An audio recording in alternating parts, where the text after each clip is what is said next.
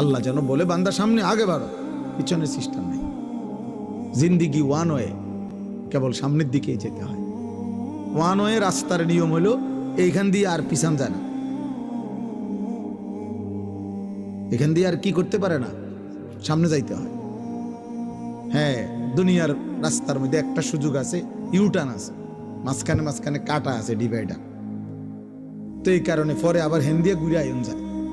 কিন্তু আখিরাতের চলমান পথে হায়াতের কোনো ইউটার্ন নেই।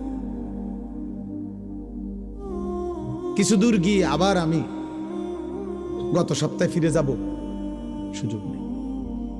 আজকের দুপুরে আর ফিরতে পারবো না, আজকের বিকালে আর ফিরতে পারবো না, কোনো মুহূর্ত আর আসবে না।